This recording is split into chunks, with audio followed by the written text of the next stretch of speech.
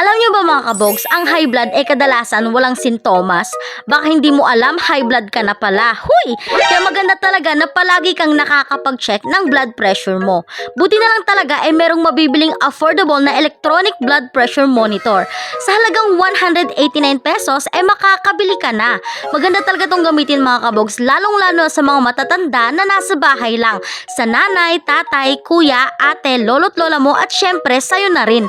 Kaya kung meron ka ng ganito mga kabogs, hindi mo na nga talaga kailangang pumunta pa sa center para lang magpa-BP at malaman ang blood pressure mo dahil nga anytime at anywhere, pwede mong dalhin at gamitin ang electronic blood pressure monitor na ito.